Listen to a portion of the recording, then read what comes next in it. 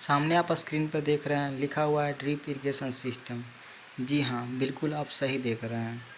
असल में मैं आपको आज drip irrigation system practically field में वर्किंग करते हुए दिखाना चाहता हूँ। तो सोचा क्यों ना आपको पहले ड्रिप इरिगेशन सिस्टम के बारे में बता दिया जाए, फिर ड्रिप इरिगेशन सिस्टम को प्रैक्टिकली आपको फील्ड में दिखाऊंगा। तो चलिए स्टार्ट करते हैं कि आखिर ड्रिप इरिगेशन सिस्टम होता क्या है। ड्रिप इरिगेशन एक इरिगेशन मेथड है। इसका दूसरा नाम ट्रिकल इरिगेशन और माइक्रो इरिगेशन भी है। असल में इसमें होता क्या है कि हम वाटर को सरफेस पे ड्रॉप करने के बजाय डायरेक्टली प्लांट के रूट पे ड्रॉप करते हैं। और यह होता कैसे है? तो यह कई नेटवर्क के थ्रू होता है। यानी नेटवर्क का मतलब कि वाल्स, पाइप्स, ट्यूबिंग, इमीटर, इन सब के हेल्प से हम वाटर को डायरेक्टली प्लांट के रूट पे ड्रॉप करते हैं, ना कि इसके इर्द गिर्द बड़े एरिया में। तो इससे होता क्या है कि हमें वाटर और फर्टिलाइज़र की बचत होती है। हमारा वाटर जो वेस्ट हो रहा था वो वेस्ट ख़त्म हो जाता है। अब है कि ये जो ड्रिप इरिगेशन प्रोसेस है, जो सिस्टम हम यूज कर रहे हैं, किन क्रॉप्स के लिए फ़ायदेमंद है। तो तीन है, जैसे फ्रूट क्रॉप्स है, वेजिटेबल क्रॉप्स हैं, कॉमर्शियल क्रॉप है। फ्रूट क्रॉप्स में मेनली बनाना, पोमीग्रेनेट, ग्रेप्स, सिट्रस। वेजिटेबल में कैबेज, कॉलीफ्लावर, ओकरा, potato, onion etcetera. Commercial crop में शुगर केन होते हैं, कॉटन होते हैं, ग्राउंडनट होते हैं और चिक पी है। मैं जो आज आपको प्रैक्टिकली जो फील्ड में दिखाऊंगा वो बनाना क्रॉप्स लगे हुए हैं फील्ड में, और वहाँ ड्रिप इरिगेशन वर्किंग कर रहा है। अब जो बातें हमें जानने की ज़रूरत है वो होती है component of drip irrigation system. इसके जो मेन कंपोनेंट है वो मेनली चार होते हैं, बाकी बहुत सारे कंपोनेंट हैं, लेकिन मैं यहाँ पे आपको कुछ जो मेन चार कंपोनेंट है उसका जिक्र कर रहा हूँ। पहला कंपोनेंट है पंप, जिसके थ्रू हम वाटर को लिफ्ट करते हैं। दूसरा होती है हेड टैंक। हेड टैंक में हम करते क्या है कि वाटर को स्टोर करते हैं, ताकि हम एक निश्चित प्रेशर 5 से 7 mm को मीटर को मेंटेन कर सकें। तीसरा होती है सेंट्रल डिस्ट्रीब्यूशन सिस्टम। इसमें क्या होती है कि हम वाटर को फिल्टर करते हैं, उसमें न्यूट्रिएंट ऐड करते हैं, प्रेशर रेगुलेट करते हैं कि हमें कितना अमाउंट ऑफ वाटर को अप्लाई करना है।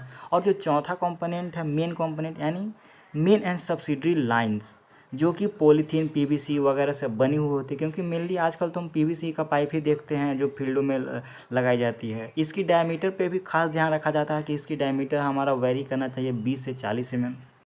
और एक जो सबसे अहम बात यहाँ पे आती है कि वाटर मीटर इसमें हमेशा स्टार्टिंग में फिक्स होती है, ताकि जैसे हम जानते हैं ना कि इलेक्ट्रिक मीटर लगी होती है घरों में, जो कि इलेक्ट्रिसिटी हम कितना कंज्यूम करते हैं वो मेजर करती है। ठीक उसी तरह वाटर मीटर फील्डों में लगी होती है, ताकि हम यह मेजर करता है कि हम कितना अमाउंट ऑफ वाटर हम फील्ड इरिगेशन के लिए यूज कर रहे हैं। तो यह स्टार्टिंग में ही लगी होती है।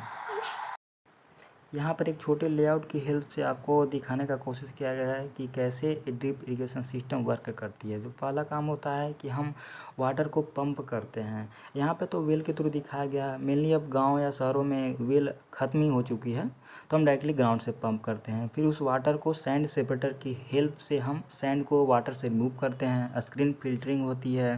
फिर प्रेशर गज भी लगा होता है। प्रेशर गज का काम क्या होता है कि हम कितना प्रेशर पे हम वाटर को फील्ड तक हमें ले जाना है, वो प्रेशर को कंट्रोल करता है।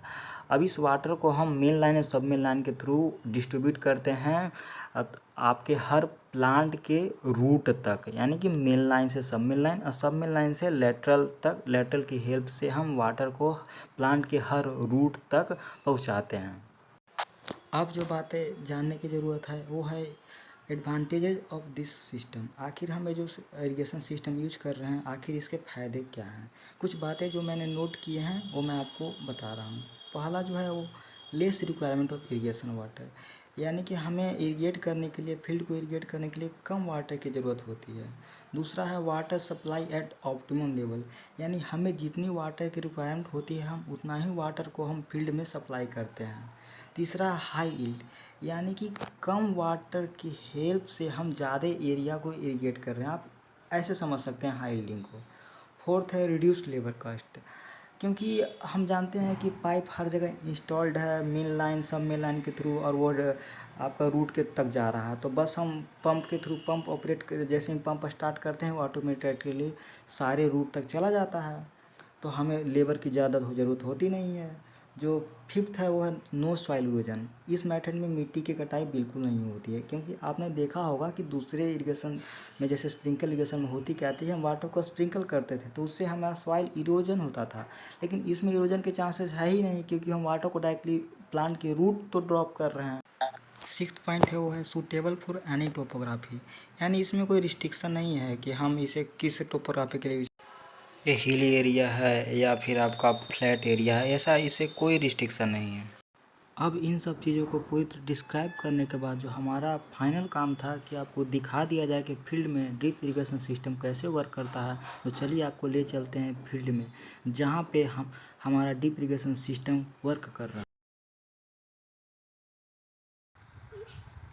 आज मैं आपको दिखा रहा हूँ ड्रिप इरिगेशन का पंप है और मोटर यहाँ पे लगा हुआ है जो कि वाटर को ऊपर उठाता है। एक प्रेशर मीटर रखा गया है जो कि प्रेशर के साथ पानी को देता है। अब इधर कहाँ पे पाइप कहाँ है? पाइप नहीं, पाइप को हटा दी, नया पेड़ लगा हुआ है। ये देखिए मेरे साथ, पाइप इधर फेंका हुआ है। देखिए मेरे साथ चीटिंग हो गया है, पाइप उधर रखा हुआ है ये पूरी तरह से। तो आपने देखा कि फील्ड में कैसे ड्रिप इरिगेशन सिस्टम वर्क कर रहा था। हाँ, हालांकि यहाँ से मेन और सबमिलन पाइप को किसी वजह से हटा दिया गया था। तो इसी के साथ मैं अपने इस टॉपिक को ख़त्म करता हूँ। जय हिंद, जय भारत।